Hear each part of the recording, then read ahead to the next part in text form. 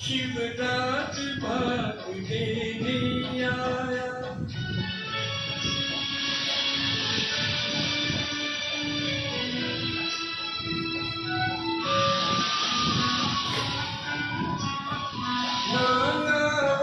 भीख बराबर था शिवराज भाग देने आया।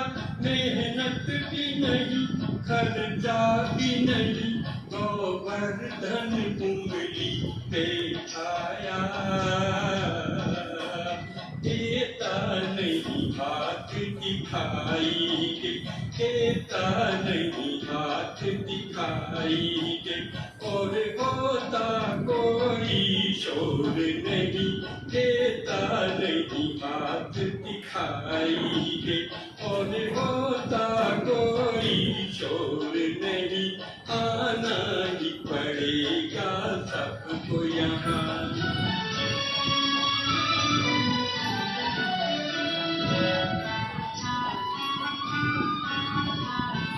टूटे हुए दिल के बदले में सर्वस्व लुटाने को तत्पर। टूटे हुए दिल के बदले में सर्वस्व लुटाने को तत्पर। कपाट के बदले बाल नया देता है वो भी हंस हंस कर। 21 पीढ़ी तक गारंटी, 21 पीढ़ी तक गारंटी। शुद्ध असली है कमजोर नहीं, 21 पीढ़ी तक गारंटी। शुद्ध असली है कमजोर नहीं। आना ही पड़ेगा सबको यहाँ।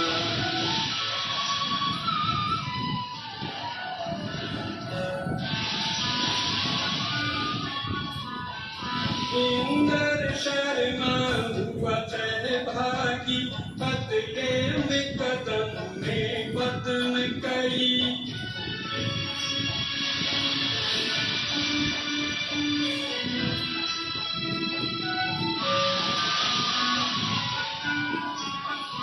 इंद्र शर्मा हुआ सहभागी, बदले में कदम में कदम कई।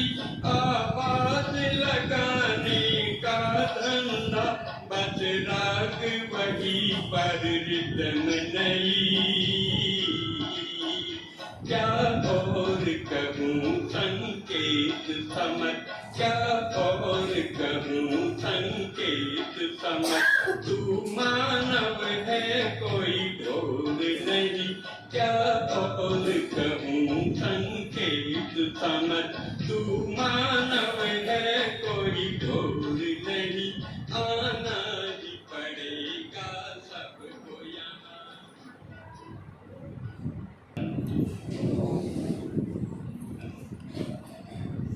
शिव परमात्मा के लाडले मीठे बच्चों को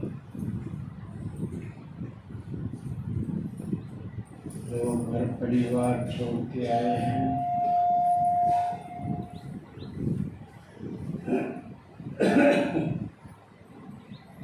आराम और काम छोड़ के आए,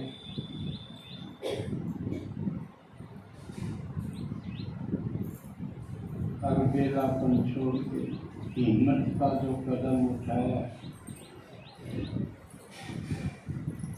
अपने उन्नति के लिए, देश और धर्म की प्रगति के लिए, बात सुनने समझने के लिए जो आए, इसके बदले में शिव परमात्मा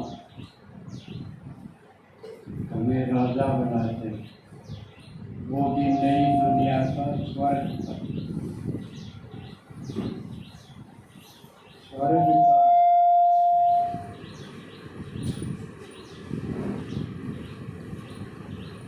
आज भी ड्रामानुसार विशेष उत्सव का दिन करके कहें डबल उत्सव का दिन। सामने मेरी टेबल पे देख रहे हो झंडे भी दो, एक बाबा का, एक देश का। तो बाबा माने धर्म का और राष्ट्रीय ध्वज देश का है।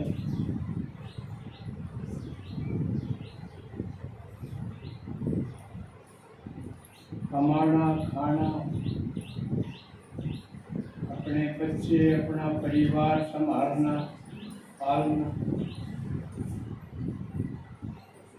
ये सामान्य कर्तव्य है।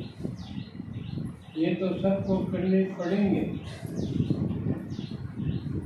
चाहे अनचाहे।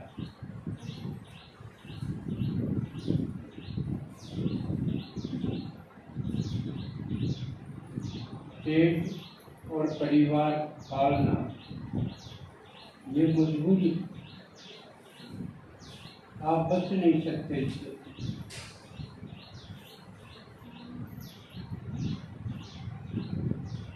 क्योंकि भूख तो लगेगी,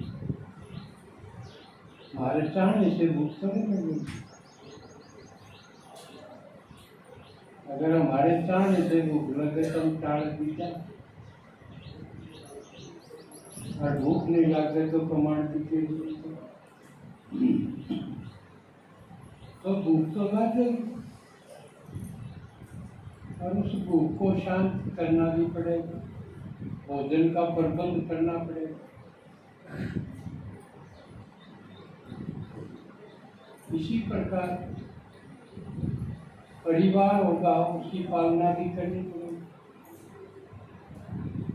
अब छोटे बच्चे हैं आप, उनसे आप तो नहीं सकते। आप मीचोगे वो भूख में, वो भी रोएंगे। पति छोटा बालक हो गया, जंगल हो दिया, तो आज मीच नहीं सकते, संभालना पड़ेगा।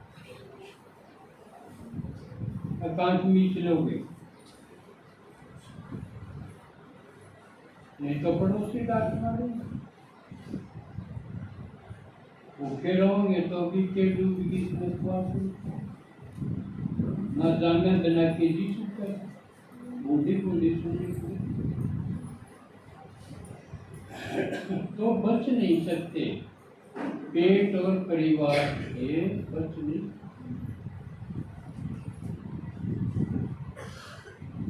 इसमें सारी चीज आएगी, रोटी कपड़ा मकान आवश्यकताएं ये पूरी करनी पड़ेगी।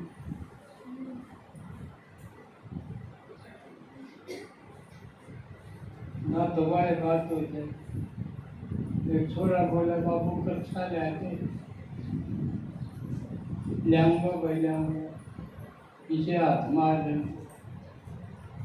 नवा सुनने पड़े लिया तो का, और इतना गांव में तू कर दी फिर भी जाएगा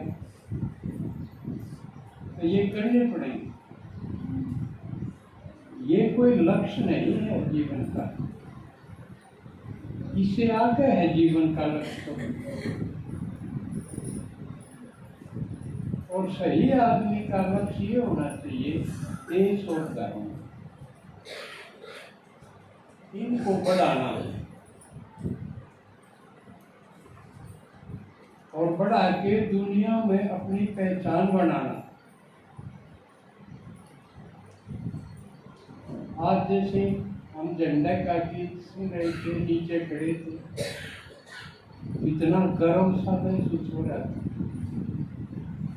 तो मैं अकेला नहीं हूँ, मेरा देश है, मैं एक देश का नागरिक हूँ। कितना अच्छा लग रहा था। और ऐसा ही है मेरा देश, जैसे मेरा परिवार, ऐसा लगता होगा।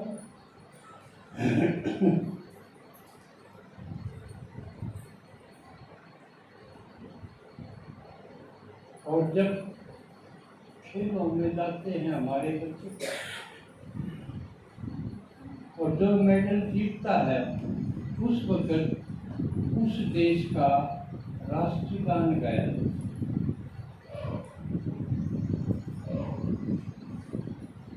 तो सब देशवासी जो सुनते हैं, जो खेलते हैं, जीतते हैं, उनका सीना छुड़ा। मैं अकेला नहीं, मेरे पीछे देश।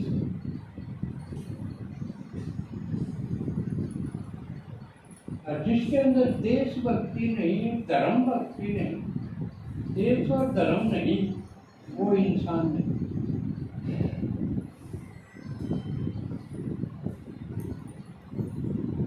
आज पहली बार अपनी उम्र में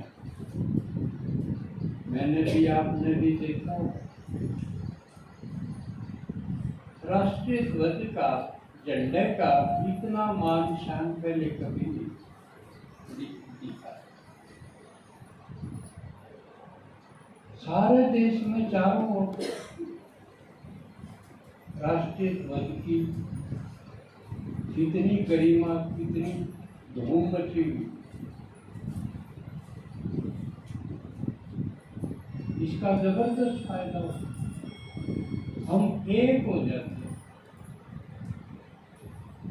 आपस की किसी बात पर दूरियां थी, वो खत्म हो जाती। मेरा देश है, मेरा झंडा।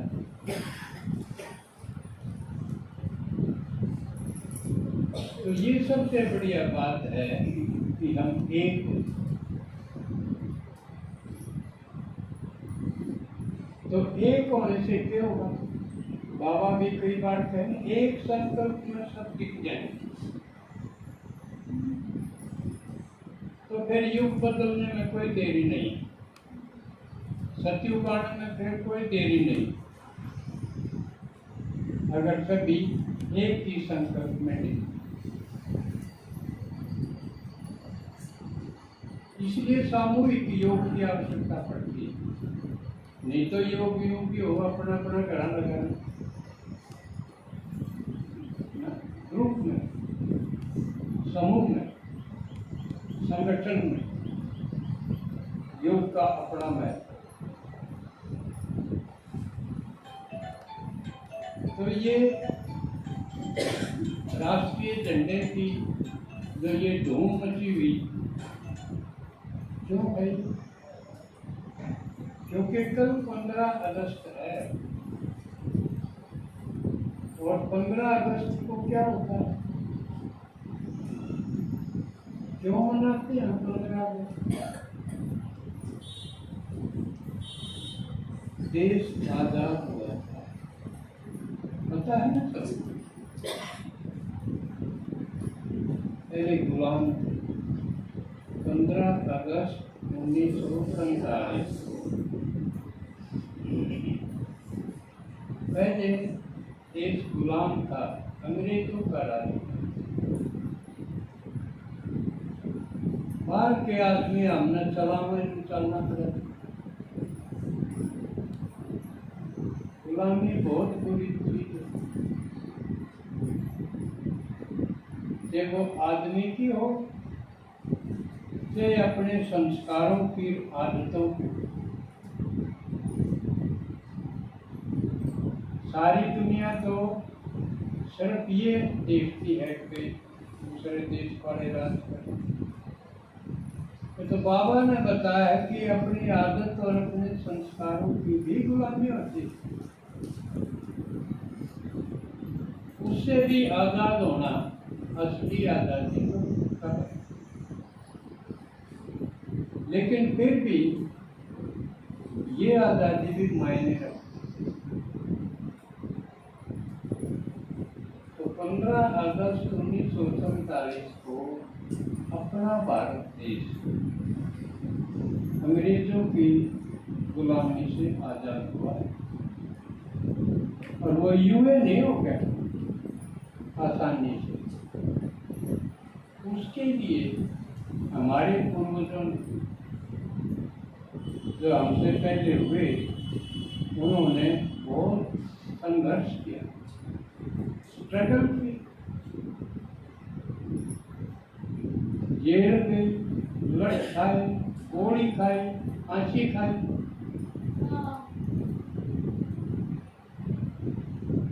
और भी खतरनाक थे।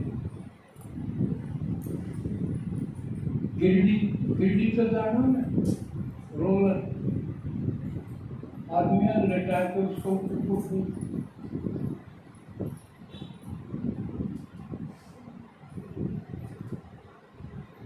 और भी कितने भयंकर ढंग से यातनाएं दी गई। लेकिन एक जुनून था, एक दिल में जज्बा था कि बस कुछ भी कर लो, आजाद होना।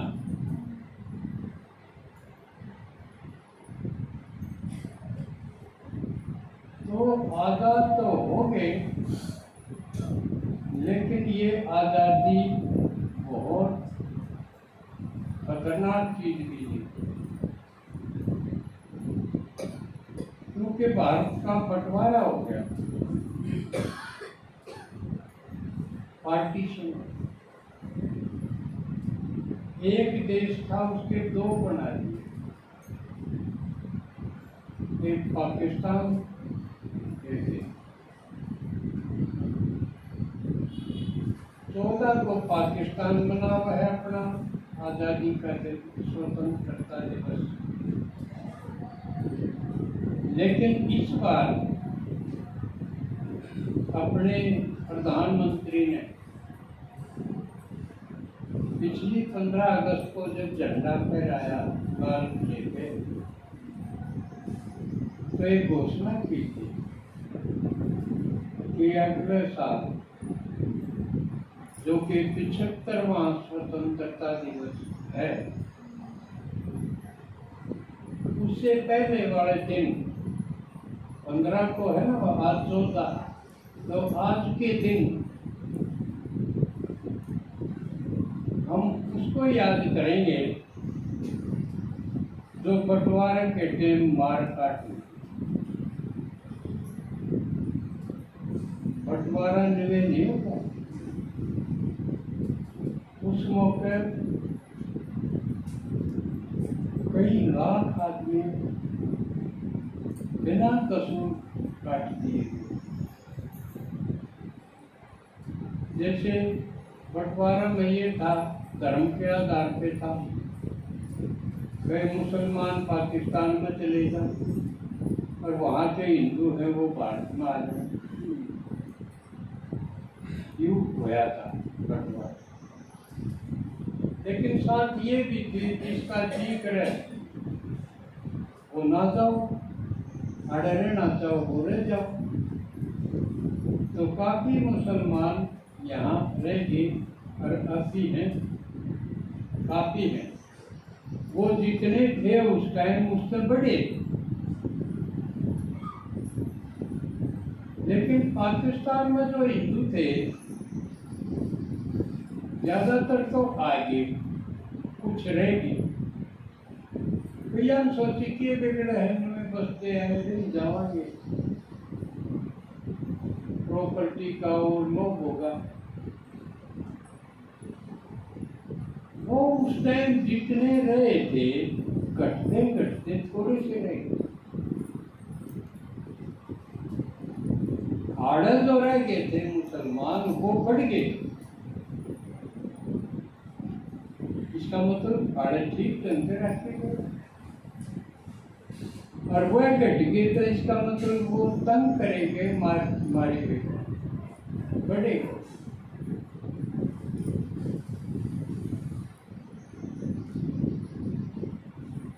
और इस बदला सदली में कितनी खतरनाक मारकाट हुई, उसका तो वर्णन कठिन। अपनी बेटियां माँ बाप ने अपने हाथ मारनी पड़ी। अकिए नहीं मुसलमान के गुंजा के हाथ करते, उनकी बेइज्जती हो, ग्रांडमाटी हो।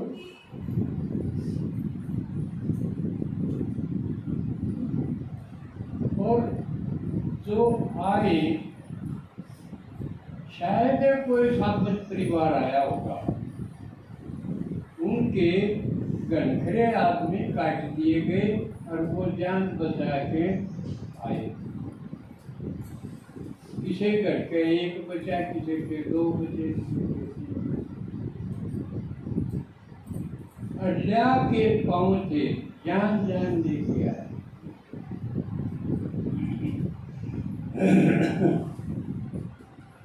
तो प्रधानमंत्री ने कहा था कि वो चीजें भी अगली पीढ़ी ने पता होना चाहिए।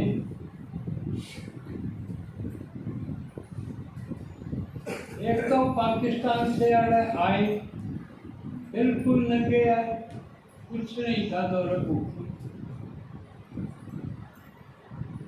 और फिर आड़ा आए उन्हें क्या करते थे, पाकिस्तानी का, जबकि वो भारत को अपना देश समझ के इसके प्यार में आए, पाकिस्तान को छोड़कर, और यहाँ आके कैंप में रखे गए, शरणार्थी कैंप बनाए गए जगह जगह। एकदम आगे ठिकाना तो पाछे दिएगा, किससे इकड़े बैठाया जाएगा।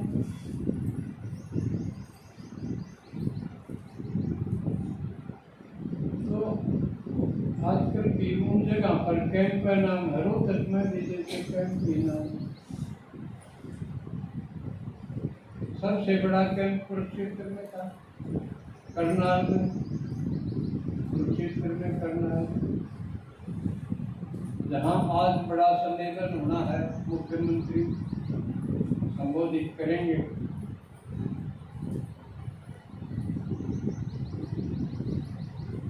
अब ये सोचो कि वो आदमी गाँव की, शहर की, गाँव की, पूरे पाकिस्तान में गए मुसलमान, उनके कुछ घर खाली थे, वह तो किसी ने मिल गए, लेकिन सब न तो कोई नहीं। और के नहीं चाहिए आदमी ने जीने का।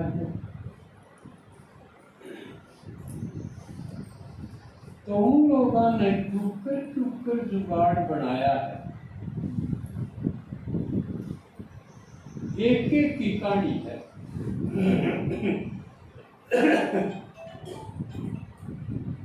तो मैं सोचूं बल्कि आप किसी ने एक दो की बुजुर्ग जो आए थे उनकी सुननी चाहिए, जिससे अंदाजा हो कि टूकर सेटल हुई।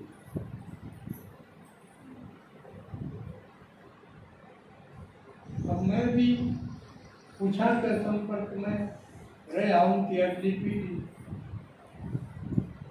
जैसे गांव में मैं देखता था, मेरे घर के साथ एक प्रेस थी,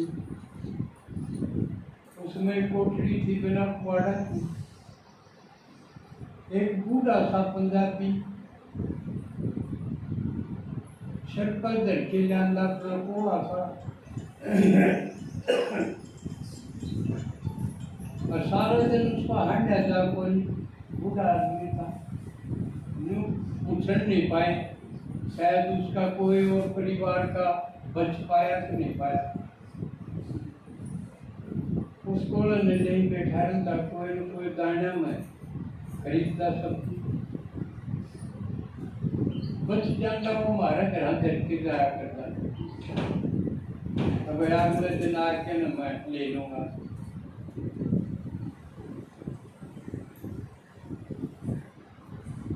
तो वो कुछ दिन उसने यूं गुजारा किया।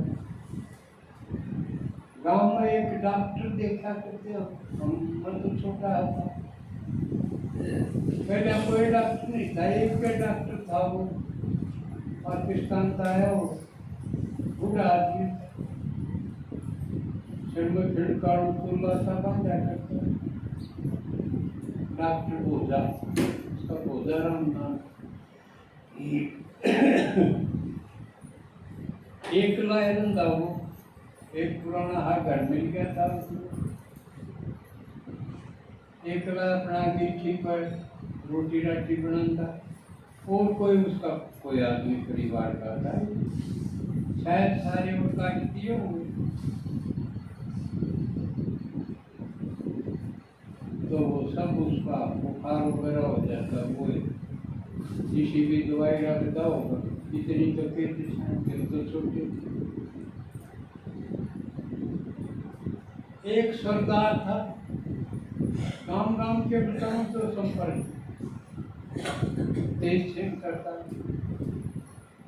उसने भी एक पुराना घर मिल गया था, उसने अपनी दुकान करी नॉन, लेकिन अगली पीढ़ी उसका छोरा, उसकी बहू टीचर लायक थी, और उसके छोरे ने दुकान इसी बढ़ा दी, गांव में एक भी घर ऐसा नहीं जिसका खाता न हो, और कोई चीज ऐसी नहीं जो उसके ना पावे। बड़ी दराटे की दुकान देखी उसकी, लेकिन वो अगली पीढ़ी की थी। तेज सिंह उसका बापू था, उसका नाम महेंद्र सिंह, महेंद्र सरदार। बड़ा दराटे का काम, उसने अपनी बहू की नौकरी भी चुकवाई, और काम रोटी चुकर बिना फिर वहाँ आमदनी बची यार। उसके दो बालक भी थे, वो भी दुकान में लाए थे, खूब दराटे का काम था। लेकिन जब इंदिरा गांधी की हत्या हुई, उस वक्त गणेश सरदार मारे गए, वह भी किसी ने पोड़ा के लाठी बढ़ा दी, वह के सामने मारे, वो भी अपना सारा कारोबार छोड़ के उनके बेचारे पीछे भी मर गए। कौन देगा फिर? वो दिल्ली जाके न बनाओगे कारोबार, इतनी मेरा किस्सा था। और पंजाबी थे दो तीन, उनकी भी बड़ी कष्टा, किसी ने रेडी ले रखी थी, किसी ने अपनी गधा ले रखा था। शुरू में तो गधा ही लिया करते, रेडी का तो आपने जिसका चोखा हो जाता वो लिया करता, ना तो एक गधा है उसका नंबर राज्य आया करते, अब सिर पर ना ढोना पड़ जाता, सामान लियावा सिर पे और फिर दाने सिर पे ले जा। तो वो बड़े राज्य होंगे जिसका गधा लेने का हो जाए।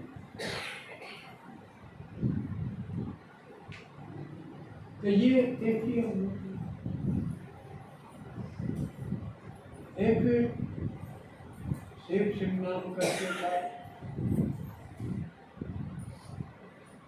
वो हमने देखा कि मैं काम खा जाओ, उस समय पूरी लगन से जुट जाएंगे और दिहाड़ी लेके जाओ। तो लगभग 20 साल में, 20-25 साल में उन लोगों ने, यानी जो पाकिस्तान से आए थे, वो पुराने लोगों के बराबर है। अगली पीढ़ी में किसी आगे हाथ नहीं पसारे होंगे, लेकिन जो भी काम उठाया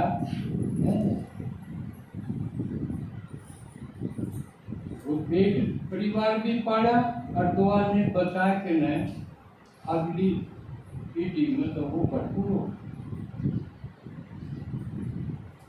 आज मेरे ख्याल में वो राजनीति में भी, उद्योग धंधा में भी, नौकरियां में भी, मेरे ख्याल में यहाँ देवंत आगे।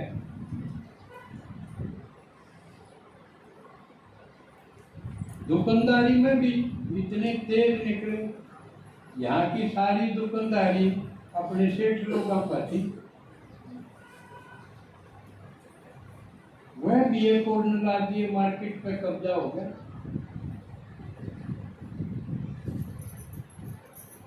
अब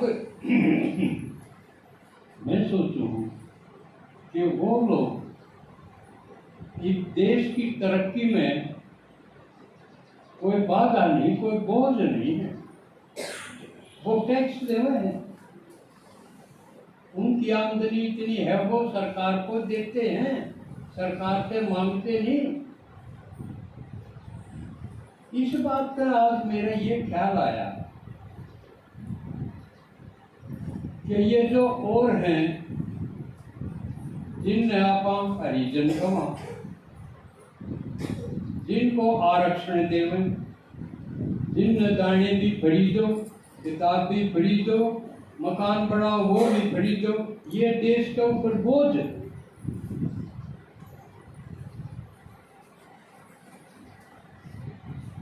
ये देश से तो आज हमने ये सोचना पड़ेगा कि घर वो मजबूत होगा जिसमें सारे घर के कमाओ, यूं नहीं एक कमानियां और बाकी सारे मांगनियां हो जाए, मन्ने भी दे, वो घर शुक्र मजबूत होगा। वो घर का मालिक फिर उरा पामान का हटेगा। तो आज हमने ये सोचना पड़ेगा कि अगर देश से प्यार है तो देश को मजबूत करो, इतना मजबूत करो कि वो दुनिया में किसी को मांगना ना पड़े। देश में ना थोड़े से दिन पहले अनाज भी मांगा करते दूसरे देशों से। ये तो हमारे किसानों की हिम्मत है कि इतना अनाज पैदा कर दिया, हमारा पाओ क्यों क्या ना धंधा, फिर कितना तो खराब हो जाए। और हम दूसरे देशों में भीड़ में देवा भी ना, श्रीलंका को दिया, और भी दुनिया में किसी देश में जरूरत हो जाए हम दे जाए, लाखों टन दे जाए। तो हमने इतनी हिम्मत करी तो उत्पादन हुआ ना। इसी प्रकार हम और चीजों में भी मांगते नहीं पड़ा, देश को ध्यान इतना करा, इतनी चीज पैदा करा कि हमने बाहर से लेनी ना पड़े। जब समझो हमने देश से प्यार है,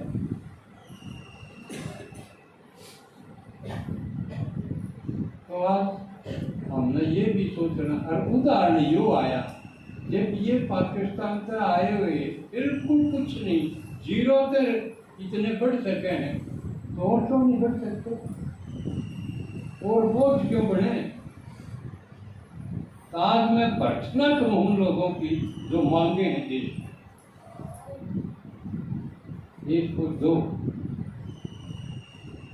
दूसरी साइड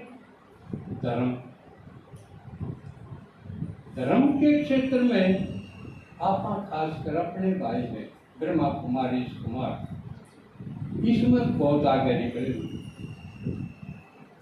सारी दुनिया को 140 देशों को हमने ज्ञान दिया, योग की तकनीक दी है। आज इतने लोग हमारी पद्धति ने अडॉप्ट किए हुए माने, कोई बाहर ताले जिस पर चल रहे हैं हमने नू चलना चाहिए। ये है बात आगे बढ़ने की। तो इसे पर शान देता, इसे ने जीना सिखावा, इसे की नकल क्यों करा, हमारी नकल और करें। वो जब होगा जब अपने अपने क्षेत्र में हम पूरे हो। ये हमने इतना अपने ऊपर अटेंशन देना पड़ेगा कि हम बीमार ना हो, ना तो हमारे टैक्स का आमदनी का कितना पैसा अस्पताल में जावे। अगर हम एक एक आदमी अपना अपना इतना ध्यान रखा, अगर हम बीमार ना हो, नहीं कोई बीमार हो है किसका कोर्स है, अमेरिका का कोर्स है कोई, पाकिस्तान के कोई चालाकी है यार, हमारा अपना खौफ सही हो, इसलिए जो बीमार रहे वो भी देश का बोझ है, उसने ठीक रहना चाहिए। ना ये फैक्ट्री दवाइयां खिलाने की जरूरत है,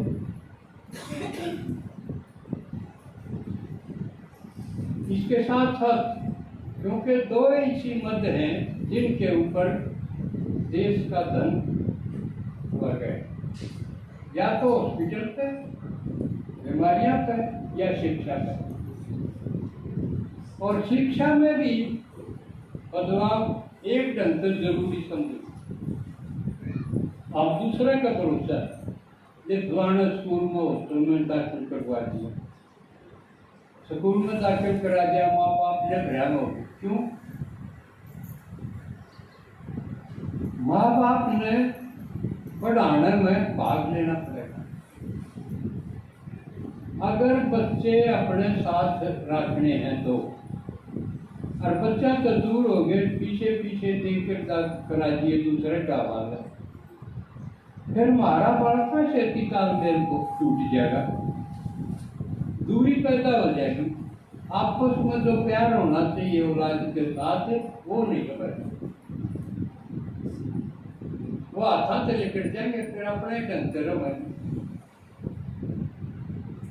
इसलिए यूं भी देश के लिए हानिकारक है, क्यों? अगली पीढ़ी, हमारे बच्चे अगर बिगड़ गए तो भी देश क्यों करा के बढ़ेगा, वह कुटेबे करेंगे, नुकसान करेंगे देश।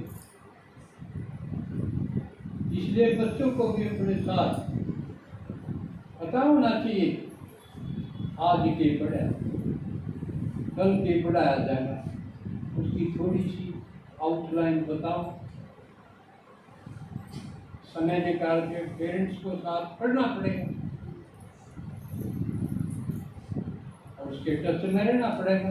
फिर देखो बच्चे हमारे तो दूर जा ही नहीं सकते थे, सारी सलाह करेंगे, सारी बात बताओगे, फिर उन बाहर गुंडा कैसे की दोस्ती करने की जरूरत होगी, और पड़ेगी जरूरत है, घर मजबूत होगा। हमारे बच्चे अगर हमारे साथ होंगे तो घर मजबूत होगा, ना ये पुराना ऐसा आ जाएगा हमने शर्मिंदा करना पड़ेगा।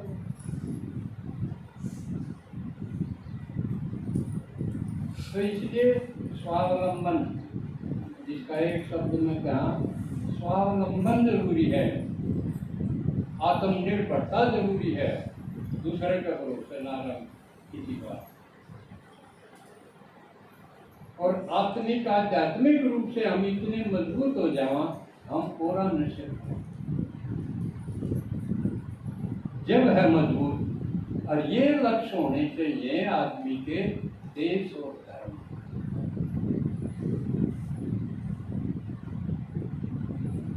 ये नहीं और जो मुँह होने चाहिए, कोई रोटी का चक्कर है और फलान, ये तो हम खुद मैनेज करें। और इसका तरीका है, देखो जब हम सेवा पर रोज चले जाओ, और कोई जाओगा तो यूँ कहेगा आज उन्होंने रस्ते धोने हैं, आज उन्होंने गोबर पाथना है, आज पेटोड़ा करना फलाना, ये तो तुम बिना जिक्र करो, अपने घरेलू काम है ये, तो बिना जिक्र मैनेज करो, अंदर बुद्धि मत हो, सेवा के प्रोग्राम होने चाहिए। ये नहीं, ये अड़ा दे तो वो ठीक तरीका नहीं है, वो मजबूती नहीं है, वो सेवा के फील्ड में बाधा।